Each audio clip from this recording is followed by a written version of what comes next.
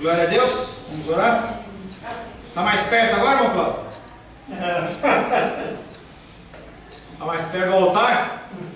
Senhor, em nome de Jesus, queremos agradecer ao Senhor pelo primeiro período que nós tivemos.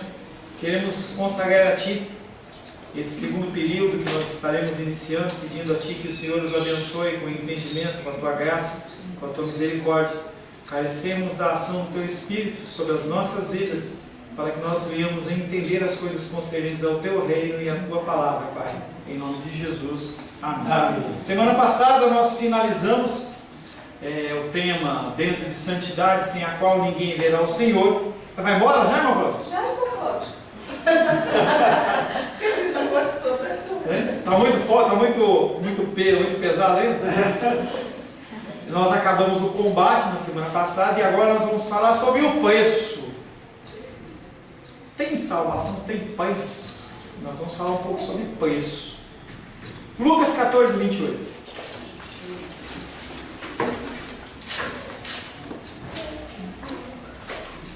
Irmão Cláudio, lê para nós, por favor. Evangelho de Lucas, capítulo 14, verso 28.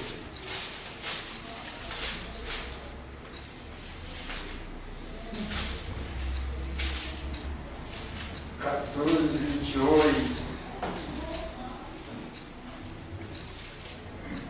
Pois qual de vós, querendo edificar uma torre, não se assenta primeiro fazer as contas dos gastos para ver se tem com que acabar? Na minha versão, pois qual de vós, pretendendo construir uma torre, não se assenta primeiro para calcular a despesa e verificar se tem os meios para concluir? Tá? Eu, antes de começar a expor, eu quero dizer para você algo que a gente já tem falado, mas vou falar de novo. Deus, Ele é soberano sobre todas as coisas, mas nós, como seres humanos, nós temos responsabilidades. Em outros textos ele fala, em vão vigia o sentinela, se o Senhor não estiver guardando. Mas ele não está falando para você não vigiar. Ele está falando que você vigia em vão se o Senhor não está junto. Então a gente tem que entender que tudo que a gente vai tratar aqui é entendendo que há um Deus soberano sobre todas as coisas, mas o que nós vamos falar é sobre as nossas responsabilidades. Tudo bem? Tá? É importante, eu vou falar mais algumas vezes dentro desse tema, para que você não ache que é pelas obras ou pelo seu esforço que você vai conseguir algo. Não. É a sua responsabilidade. Porque você já é salvo, você faz isso. Tá bom? Pastor, esse versículo que o senhor falou no Salmo 127... Eu falei? Tá. Eu não citei a referência. Aí nesse próprio salmo, ele fala, acho que é nesse mesmo salmo que fala que ele dá aos seus filhos enquanto dormem. Mas, na verdade, é a questão de você trabalhar de forma equilibrada, não exageradamente. Mas tem essa questão sua, a sua responsabilidade de trabalhar. Tá, quando ele fala, eu não estou com esse versículo na cabeça, eu vou no que você está falando, tá? Quando fala de que o Senhor dá àqueles que dormem, ele está falando que Ele cuida de nós. Aí eu vou jogar lá para Mateus, quando fala aqueles versículos de ansiedade, que a gente não tem que buscar essas coisas. Quem faz é os gentios. E não é no sentido que você vai sentar e ficar assim, não. Você tem que fazer a sua parte. Esse conceito que tem, por exemplo, você está fazendo um concurso. Deus ele vai tirar a vaga do ímpio para dar para mim. Essas coisas são muito mais uma feitiçaria cristã do que qualquer outra coisa. O Senhor, Ele nos dá a condição, nos dá sabedoria.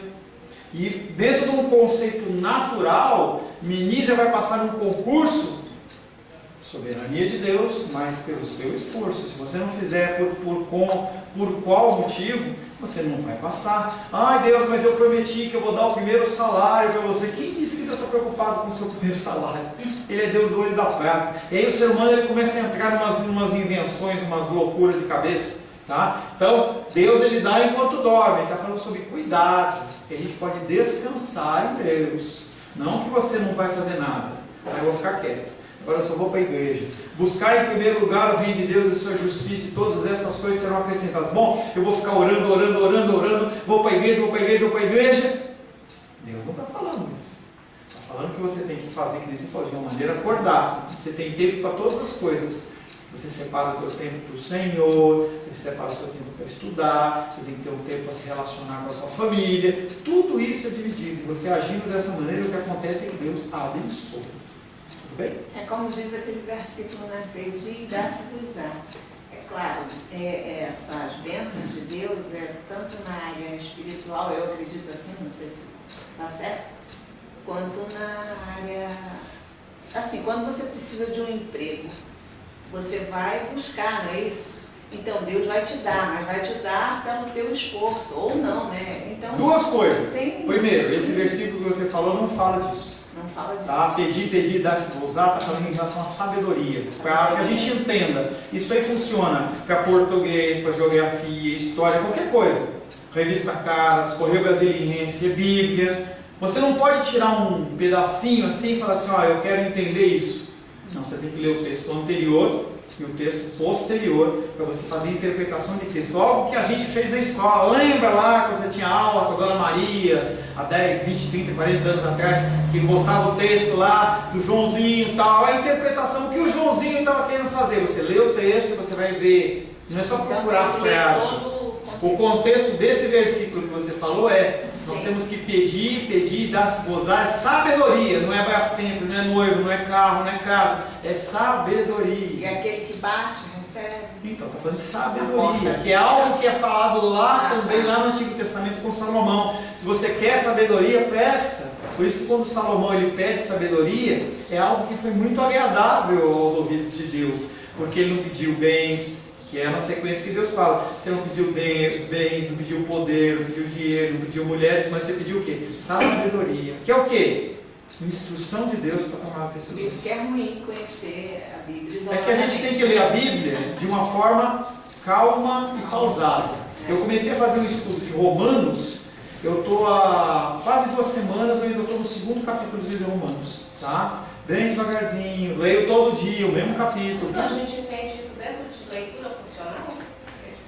Mais claramente sim, mas só de você olhar o contexto do texto que está antes e o que está tendo depois, você entende.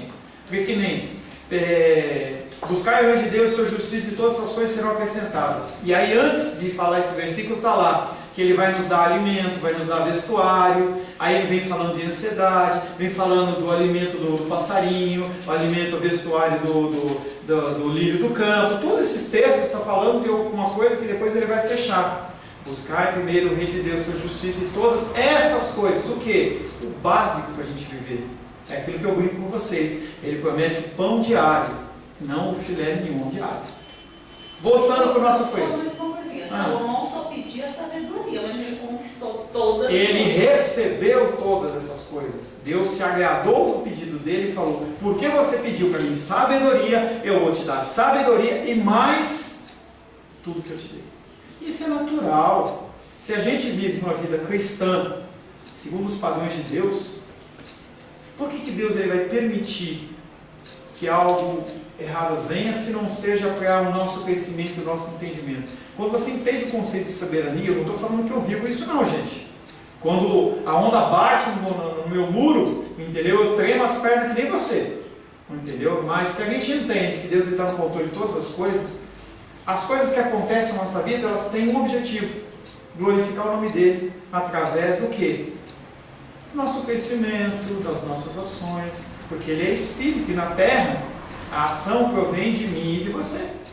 Então, por que ele vai chegar para você e falar assim: olha filho, você, exemplo bobo, ora 3 vezes por dia que nem Daniel, aí você ora 3 vezes por dia e Deus vai descer o chicote a você? É meio irracional a coisa, entendeu? Mas a gente não faz com uma coisa vinculada com a outra. Quero voltar para o conheço, hein? Fale, Elisa, pode falar.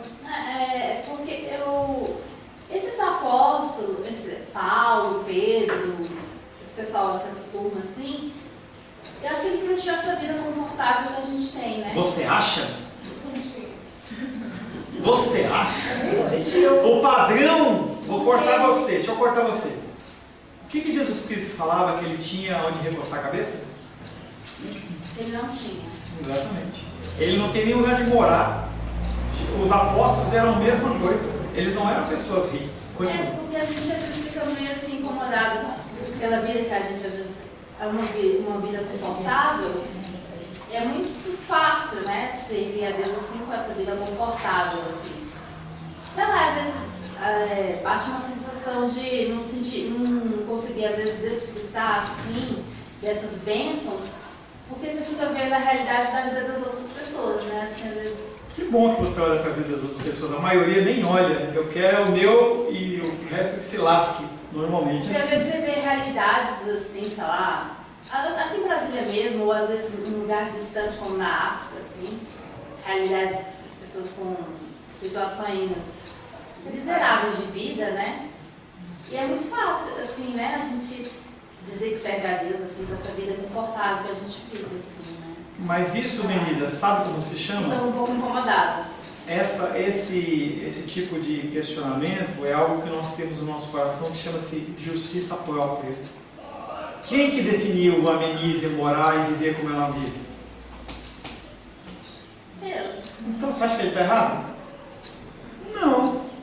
Então não há necessidade de a gente sentir esse tipo de coisa. O que a gente tem que fazer é a nossa parte. Se nós temos uma condição melhor do que você citou em pessoas do Brasil ou da África, o que nós temos que fazer? Dar mais frutos. A gente tem que não buscar dar frutos como compensação, mas como nós temos essa regalia, e eu me olho nessa condição, é uma regalia que nós temos, ao qual outros não têm. Mas o Senhor, Ele espera que nós cumpramos o nosso papel. Aí você cita Paulo e Pedro, que mesmo Paulo e Pedro, eles eram pessoas que tinham condições totalmente diferentes, tanto cultural como educacional, toda sorte. Você vê a abrangência do ministério de Pedro e a abrangência do ministério de Paulo. A abrangência do ministério de Paulo varreu o mundo. Pedro era muito mais concentrado em Jerusalém. Mas não importa se um teve mais abrangência ou não. O que acontece é que os dois cumpriram cabalmente o seu ministério, porque Deus falou, faça isso.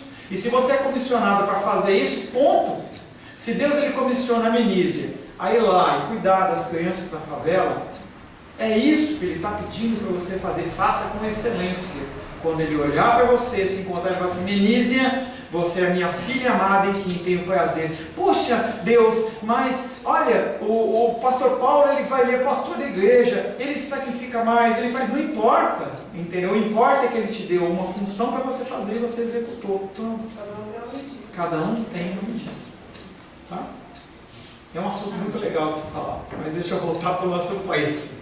Lucas 14, 28. Pois qual de vós, pretendendo construir uma torre, não se assenta primeiro para calcular a despesa e verificar se tem os meios para concluir? Racionalmente, você não pode fazer nada sem antes ver se você tem condições. A gente tem que fazer isso, é racional da pessoa. Agora, se Deus assim o permitir, na segunda-feira que vem, vou estar indo lá para São Paulo com a minha família, vou viajar, tá? Mas porque eu tenho condições de ir. Apesar da gente se alegrar e se eu não tivesse condições de ir, eu ia chegar para a minha querida esposa, ia deixar ela brava comigo há algum tempo, mas eu ia falar assim, nós não podemos ir. Entendeu? Nós não podemos ir. Tá? Muito brava. Entendeu? Nós não podemos ir. Mas essa não ida provavelmente foi porque eu não administrei meus recursos durante todo o ano. Se eu sei que eu vou viajar, eu tenho que guardar recursos para isso. Black Friday, o povo, ó, desceu a cinta, ó. Eu não preciso. Eu ouvi uma vez, desculpa, tem que contar, né? Eu vi um comentário da Rô lá com a irmã dela, não sei o que, está tão barato, é Natura, não sei o que. Eu sei que depois ela vai brigar comigo, né? Eu falei, é só porque está barato para comprar, né? As pessoas, elas são, eu preciso comprar porque está barato. Tem promoção, está no Black Friday. Gente, a gente tem que fazer as contas. A gente tem que fazer as contas antes de fazer e empreender qualquer coisa, porque senão o que acontece é que depois você não conclui. E pior de tudo é que nós como cristãos, e o nosso viés sempre é espiritual, nós maculamos o nome de Deus através das nossas ações. É um texto que eu não sei se eu fiz no devocional segunda ou na pregação de hoje à noite, mas que fala que os gentios, os ímpios, eles blasfemam contra Deus olhando as nossas vidas, porque ele vê o nosso agir, o nosso proceder, a nossa falta de amor, a nossa falta de zelo, e eles falam, maldito Se esse Deus, se esse cara que diz que adora a Deus, ele vive dessa maneira, você pode ter certeza que o Deus deles é igual.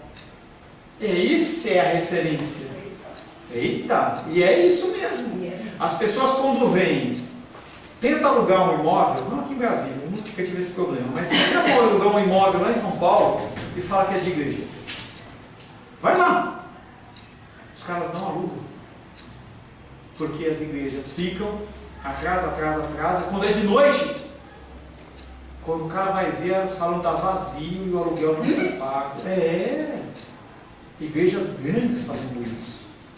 Igrejas grandes. Então as pessoas falam assim, esse Deus, que essas pessoas de domingo vêm aqui, levantam as mãos, choram, cultuam, eles fazem isso, então o Deus deles está sendo reverenciado com esse tipo de coisa. E aí as pessoas olham para o cristianismo com essa ótica. Esse texto que nós lemos em Lucas 14, 28, ele é muito importante. Poucas são as pessoas que com frequência não se veem forçadas a indagar de si mesmas. Quanto me custará isso? Quanto me custa ser membro da Igreja Cristã Semente de Vida? Em que o irmão Cláudio fala, tá ruim, a hora que a gente começa a cantar e faz aquela cara assim, né? Entendeu? É um preço a ser pago. Mas é um preço a ser pago. Porque no louvor da noite, eu não sou cantor, gente. Eu não tenho dom de canto. Mas quando não tenho, eu tenho que fazer. Entendeu? E por mais que eu não goste de que eu fazer isso, alguém tem que fazer. E eu venho e faço. Simples assim. Apesar de eu saber que não é a melhor voz, não é a melhor entoação, eu estou aqui fazendo. E quem quer fazer, me ajudar, fala assim, posso fazer por você? Amém. Vai fazer. Entendeu? Vai fazer. Tem que fazer com ordem, decência. Quanto me custará isso? Quando compramos uma propriedade, edificamos uma casa, mobiliamos uma sala, mudamos de residência ou educamos os filhos, é sábio e prudente considerar o futuro e calcular os custos. Muitas tristezas e tribulações seriam evitadas se antes de agir nós perguntássemos, qual é o custo? Quanto custa? Há um assunto acerca do qual é especialmente importante calcular o preço. Não é casa, não é casamento, mas é a salvação das nossas almas. Qual que é o preço disso? Porque as pessoas nas igrejas falam assim, vem para a igreja, aqui é bênção, aqui é vitória, aqui eu estou vendo a chave da vitória na sua mão, e aqueles montes de declarações que uma pessoa que está fragilizada, ela entra. E aí o que acontece é que com o passar do tempo ela verifica que não é bem assim. Se você está separado e está fazendo a campanha para o teu ente querido voltar, teu marido, tua esposa, tal, teu filho, você viu que você fez a campanha de 7 semanas, 8 semanas, 9 semanas, com mergulho, sem mergulho, com sal, com óleo, e acontece que não necessariamente a pessoa volta. Você está com uma dificuldade financeira, aí você vê a campanha lá na televisão do cara, olha, eu tinha uma dívida de R$1 bilhão, agora eu tenho um saldo de R$1 bilhão e tenho mais 3 apartamentos, tenho uma casa na praia, tenho 5 carros importados. Você fala, eu quero isso para mim. E aí você vai lá, faz a campanha e não muda nada. Não muda nada. Gasta seu dinheiro. Ainda gasta dinheiro. Quando nós falamos em salvação, esse assunto é muito sério. Porque se você tomar uma medida errada em relação à compra de um carro, o cara fala, Deus me deu um carro. É mesmo, irmão? É. Olha, ele me deu esse Gol aqui, entendeu? Quanto custou, irmão? Eu dei uma entrada de R$100 e o resto eu parcelei em 60 meses. Aí a primeira parcela vem, ele geme. Segunda parcela, já fica complicado. Terceira entra no especial, a quarta ele não paga.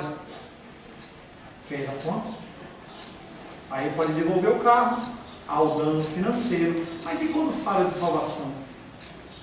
A gente sempre acha, como o povo de Israel achava, que a gente vai ter uma outra oportunidade. Quando você lê Ezequiel, quando você lê Jeremias, quando você lê Isaías, quando você vê o exílio, as pessoas estavam no exílio achando que Deus ia intervir, eles não iam ter que passar por aquilo. E aí você e eu metemos o pé na jaca, fazemos as nossas besteiras, depois, Deus me livre, aquela cara piedosa, entendeu? Me livra, Senhor, sendo que você não agiu conforme, você vai colher as consequências. Fala, Deus, fala. Mas quando se fala de finanças, o máximo que pode acontecer é você perder sua casa, o seu carro, morar na casa de um pai, de um filho, de um tio, morar de favor, né? Embaixo do viaduto. Mas quando se fala de salvação, não tem volta, não tem uma outra opção viável em que você vai estudar, você vai trabalhar sem ser reergue, não. Você morreu. Sem crer em Cristo, você vai para o inferno. Não tem uma segunda chance, não tem uma segunda chamada, não há uma... Não tem! Nada, não tem lista de espera. Eu lembro que quando eu tinha 18, 19 anos, lá, que eu lembro que eu fiz um monte de faculdade, eu passei em algumas de primeira, e aí na PUC que eu queria, eu passei na 6ª chamada, no curso que eu queria lá. Não tem isso! Não tem isso! O assunto da salvação nas nossas almas. Quanto custa ser um crente verdadeiro? Verdadeiro. Um sotaque para você. Verdadeiro. Sem sotaque. Verdadeiro. Porque você ser cristão nominal é fácil. O problema é quanto custa você ser um crente verdadeiro. Quanto custa ser um homem verdadeiramente santo? Ah, pastor, eu estou livre. Eu sou mulher. Não, gente, é gênero humano. Quanto custa para um ser humano ser verdadeiramente santo? Entenda que, se você não for verdadeiramente santo, você não vai ver Deus. Você não vai estar na presença dele. Não tem como! Não há aquele contexto da balança grega que eu já falei para vocês. Eu fiz boas ações. A Menísia começou a ajudar lá na favela. Então ela começou a acumular boas ações. O status dela perante Deus está subindo. Aí todos os erros, as falhas. Não existe isso. Por falta desse questionamento, milhares de pessoas, após terem começado aparentemente bem, desviam-se do caminho que conduz ao céu e perdem-se para sempre no inferno. Soberania de Deus sobre todas as coisas. Tá? As pessoas começam bem e acabam mal. Mateus capítulo 13.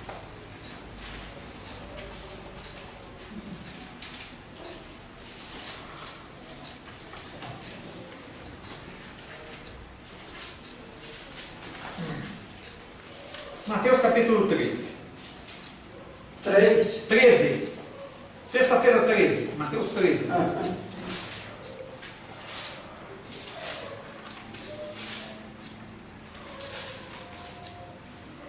Naquele mesmo dia, saindo Jesus de casa, sentou-se à beira-mar e grandes multidões se reuniram perto dele. De modo que entrou num barco e se assentou, toda a multidão estava em pé na praia. E de muitas coisas lhe falou por parábolas e dizia: eis que o semeador saiu a semear. E ao semear, uma parte caiu à beira do caminho, e vindo as aves, a comeram. Outra parte caiu em solo rochoso, onde a terra era pouca, e logo nasceu, visto não ser profunda a terra. Saindo, porém, o sol a queimou, e porque não tinha razão, secou-se. Raiz. Oi? Não tinha raiz. A raiz, perdão. E porque eu te falei o quê? Razão, desculpa. Saindo, porém, o sol a queimou, e porque não tinha raiz, secou-se. Outra caiu entre os espinhos, e os espinhos cresceram e a sufocaram. Outra, enfim, caiu em boa terra e deu fruto a 100, 60 e 30 por um. Então essa parábola já começa a explicar para você que não é toda palavra que é semeada, todo o evangelho que é pregado, que vai gerar frutos. Voltando para o nosso texto. Por falta desse questionamento, milhares de pessoas, após terem começado aparentemente bem, sementes que caíram no caminho, sementes que caíram no meio das pedras, sementes que caíram nos meios dos espinhos, começaram bem, mas jogaram a toalha. Lutas. Depois, se você quiser ler, eu não tenho tempo para ler, tá? Mas você pode ler a continuação que Jesus vai dar a explicação da parábola, que por cima é as lutas e dificuldades elas abalam a pessoa e a pessoa fica com as perninhas tremendo e desiste. Eu vim aqui para a igreja com a minha enfermidade e o meu irmão, a minha irmã falou assim, você vai ser curado. Eu estou com uma dor, eu estou com isso, eu estou com aquilo, eu estou com problema familiar. Você vem e faz a campanha que Deus vai te abençoar. Estou com problema financeiro, vem na igreja que Deus te abençoou. Se você não der o dízimo, Deus te amaldiçoa. Se você não der a oferta, Deus te amaldiçoa. Você vai perder a salvação. E aí começa a falar aquele monte de coisa. Quando o cara vê que ele está agindo segundo um padrão que foi determinado pelo homem e não por Deus, e aquilo não acontece, o que acontece é que ele dá um passo para trás. Ele fala que está sendo falado não é verdadeiro. Mas em nenhum momento a pessoa parou para questionar. Eu estou com uma dívida financeira de 50 mil reais. Será que eu ir na casa de Deus, simplesmente isso vai fazer com que as minhas finanças de uma hora para outra? Deus, Ele é soberano e pode fazer? Pode, porque Ele é Deus e faz o que Ele quer. Ele pode simplesmente levantar alguém e falar assim, olha, deposita 50 mil reais na conta da Diene. Não, na sua não, na conta da Diene. Não, na sua não. Depositar na conta da Diene. E aí a Diene logo fala, pastor, depositaram 50 mil reais na minha conta. Aí ela vai, Aí o banco fala, tá errado, devolve. A primeira coisa que ela tem que fazer é ir lá questionar. Ela descobre, não, quem fez isso foi o Sebal. O Sebal recebeu um dinheiro e viu que ela estava com dificuldade. Eu joguei 50 mil na conta dela e o Sebal vai dar os 50, ele tem que ter mais, hein? Tá? Pode fazer? Pode, mas isso é sobrenatural. Qual que é a medida disso? Não tem, vai falar é 1 em 100, 1 em 1000. Quem faz é Deus. A razão é o quê? Você vai começar a receber a bênção da palavra, o entendimento, sabedoria. Aí Deus vai começar a falar para você de conceitos. Você vai começar a organizar. Você vai lá no banco, negocia, organiza suas dívidas, para de gastar, diminui os seus supérfluos. Você vai reduzindo, chega uma hora que você vai estar saneado. Lembro uma vez lá em São Paulo, eu e o Rosângela estavam com uma dificuldade em relação ao cheque especial. E aí uma hora nós ficamos invocados com aquilo, porque virou mesmo um refém daquele valor. Sei lá, 150, 200, 300 reais por mês. Vamos parar com isso? Vamos. Nos apertamos, oramos a Deus com sabedoria, nos apertamos até que nós fomos diluindo, e chegou uma hora que nós chegamos para o gerente da conta e falou assim, tira, nem quero essa tentação na minha conta. Nunca precisamos mais disso. Tá? Por quê?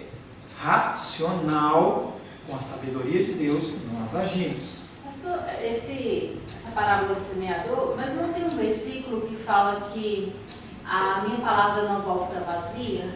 Às vezes a pessoa está dentro da igreja, é possível desculpa, eu tenho que acabar com essa mania. Não é só com a Edilene, com a Menisa, com a minha esposa também. Fala, Menisa, desculpa.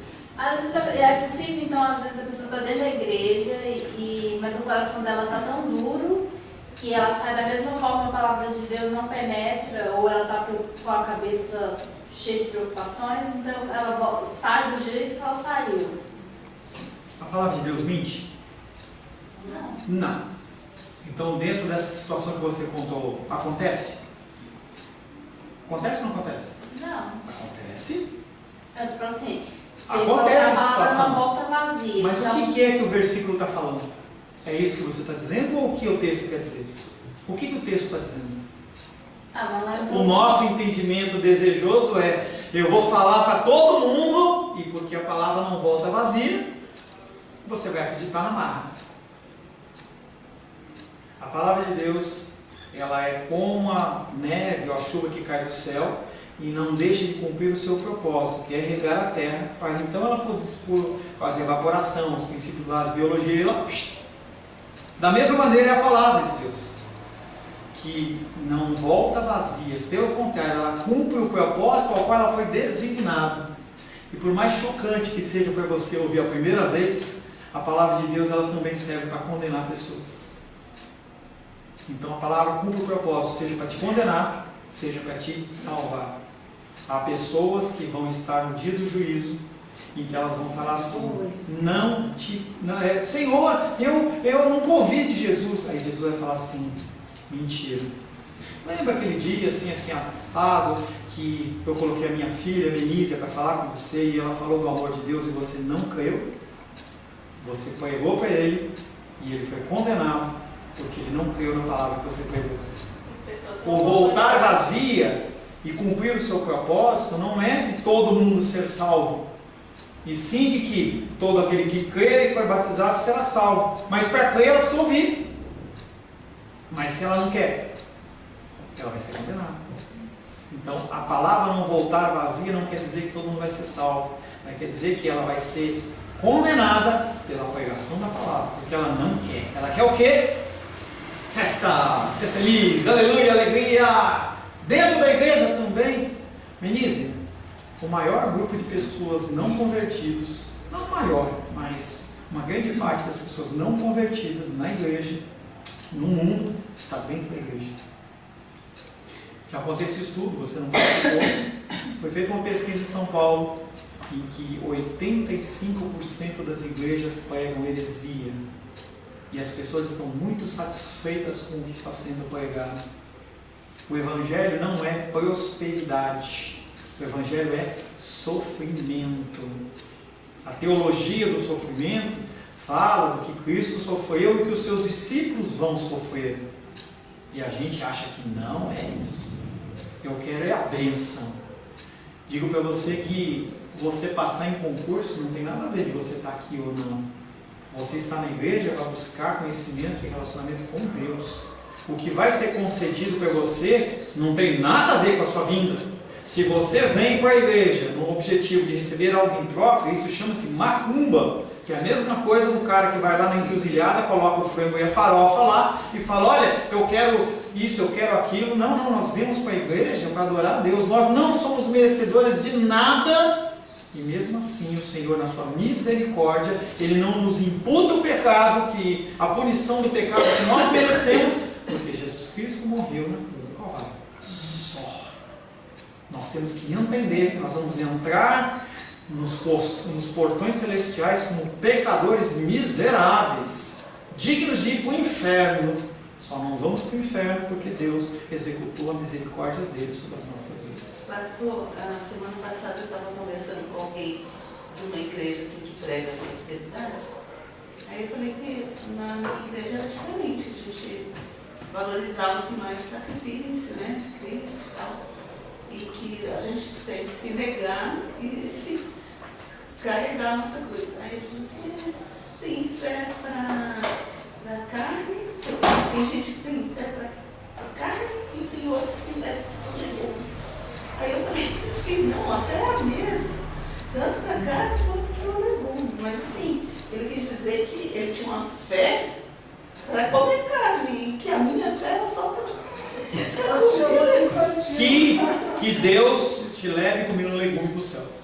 Pois é. Entenda que essas coisas são coisas que o ser humano ele é condicionado a. Criança, se você acostumar ela a comer nuggets, hambúrguer e batata frita, ela não vai querer comer brócolis, vagem e tomate. Não vai. Se você como cristão ouve a palavra de Deus e está sendo ensinado de que é a bênção, prosperidade, você é o filhinho amado, você é o lindo, o gatinho, a gatinha, olha para o teu irmão do teu lado e fala que ele é lindo, você não vai querer crescer, você vai querer continuar lá no jugu dadá e recebendo aquela melzinha na chupeta. Amém, queridos? Eu vou findar essa palavra dizendo, quanto custa ser um crente verdadeiro? Por que é tão importante calcular o preço? E nós temos que aprender a calcular esse preço corretamente. Será que são dores? Você está disposto a sofrer as dores que você sofre para continuar sendo servo de Deus? Não, pastor, é muito para mim. Qual o preço? Você está disposto a você ser uma pessoa humilhada, rejeitada? Não, pastor, eu não aceito ser rejeitado e humilhado de jeito nenhum. É um preço. Eu não quero isso, mas tudo bem, mano. Eu vou falar sobre lazer. Eu gosto de muito usar lazer. Lazer é gostoso. Mas se você usa só o seu lazer e você não tem um tempo com Deus, e Deus fala para você assim, abre mão do seu lazer. Você está disposto a abrir mão do seu futebol, do seu churrasco, do isso, daquilo outro, em detrimento de Deus? Você está disposto a abrir mão do teu sábado de manhã? Que aí as meninas e o Sebastião vão lá na favela. Você está disposto a abrir mão do sábado de manhã para ir lá cuidar dos meus filhos e das minhas filhas que não estão em condição? Ah, eu não estou. Quantas pessoas não tem? Em que esse convite é feito para tantas pessoas e as pessoas não estão afim. São todas decisões, são preços que você tem que entender, que você não vai chegar depois e falar assim, poxa Deus, eu fui lá na favela, fui lá no sábado, dia, sol, chuva, estava lá, usei meus recursos e tal, e quando chega a minha vez, o Senhor não me dá. Opa, qual é a motivação que você está fazendo? Além disso, você tem que fazer com motivação de Deus. Não é fácil. Posso fechar? Esse assunto ia demorar mais umas 2 horas, né? Amém. Mas Senhor ainda tem Deus, uma coisinha que eu queria perguntar. uma pergunta. Está aqui dentro do versículo que nós lemos, o último que lemos, que fala, foi decrescendo. Começou a 101, 60 e 30. Eu digo, Porque a quando? Não, aí foi só coincidência. No foi caso, só coincidência. Porque aí é o seguinte, é a mesma coisa do parábola dos talentos, em que se ele dá 5 para você, você tem que ganhar quantos? 5. Se ele dá 2 para você, ele quer 2. É o exemplo que eu dei do apóstolo Pedro e do apóstolo Paulo. Deus ele nunca vai exigir de você mais do que ele já te concedeu. Então, algumas pessoas vão dar 100 de fruto, outros vão dar 60, o outro é o que? 20 ou 30? 30. Mas por quê? Porque para o de 100 foi dado mais condição. E aí quando ele pegar o de 100, o de 60 e o de 30, ele vai olhar e falar assim, cumpriu a sua parte. Ponto. Entendeu? Não vai ter exigência mais. Não, mas por que você não deu fruto que nem o outro de 100? Ele não vai falar isso, porque ele sabe que ele só deu recurso para você ganhar 30. E pronto. Nós estamos aqui na nossa igreja. O nosso espaço aqui ele cabe em torno de 35 pessoas. Quem mantém isso é o Senhor. Se Ele não manda mais, como é que eu posso cuidar de mais? Entendeu? A gente não sabe qual é o critério de Deus, porque tanto nessa parábola do semeador quanto dos talentos, qual é o critério de Deus por dar mais para alguns, menos para outros? Acho que é porque Deus tem um propósito diferente para cada um. Você acha? É porque mania se acha. Eu sei, mas eu vou corrigir essa mania. Acho. Quando se fala em relação a Menísia, Paulo, Rosângela, Cláudia, Helene, todo mundo, pode dizer eu acho. Mas quando se fala em relação a Deus, Deus tem um propósito específico para cada um. Porque ao olho humano, a pessoa pode olhar essas parábolas e falar, é injustiça, né? Deus é injusto? Mas é um critério que a gente desconhece, porque Deus... A nossa mente não consegue sondar os pensamentos de Deus. Porque Deus ele é soberano e assim ele determina. E entenda que tudo coopera para o bem daquele que ama a Deus, que é chamado segundo o seu propósito. Cada um tem um propósito. Eu fui chamado para ser pastor. Você pode não ter sido chamado para ser pastor, mas você tem uma função. E a sua função não é maior que a minha ou menor do que a minha. Entenda, e eu especifico para a Menísia porque ela está chegando, quando eu e você estivermos perante o Senhor e forem pesadas as nossas obras, não é porque você cuidou das crianças da favela que você está aqui embaixo.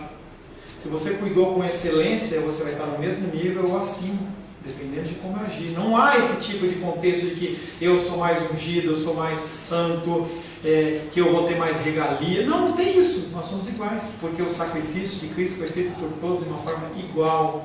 É lógico que as obras pesam no sentido de galardão, mas é outra coisa. Tá? Não tem isso de que eu sou melhor, sou mais importante, sou mais santo. Nada disso. Se eu conheço um pouco mais do que você, é porque você me abençoa com seu dízimo e sua oferta para proporcionar que eu esteja em casa, lendo livros, buscando entendimento, fazendo cursos, para trazer isso para vocês. Se isso não fosse verdade, eu estaria sendo concursado um concurso público, fazendo outra coisa. Mas não quer dizer que eu sou melhor.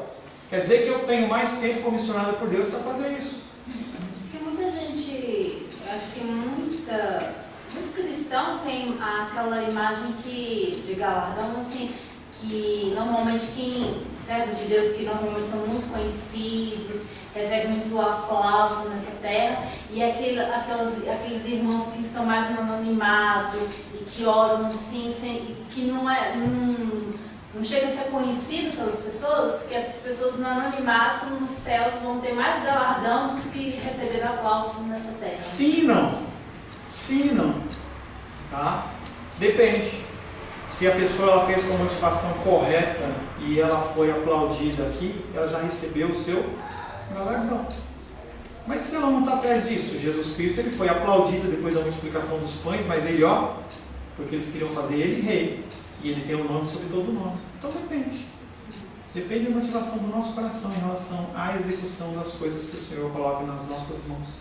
Amém? Senhor, em nome de Jesus, te agradecemos de todo o coração, porque nós podemos começar a estudar sobre o preço. Um preço, Pai querido, que para muitos é pesado, mas que nós temos entendido que quando nós calculamos esse preço e vivemos debaixo da tua dependência, esse fardo não nos é pesado, mas esse fardo nos é leve. Pedimos, Pai querido, que isso nos abençoe, para que nós possamos cada vez mais aprender e entender das coisas concernentes ao Teu reino e possamos viver de uma forma digna que glorifique e exalte o Teu santo nome. Em nome de Jesus. Amém.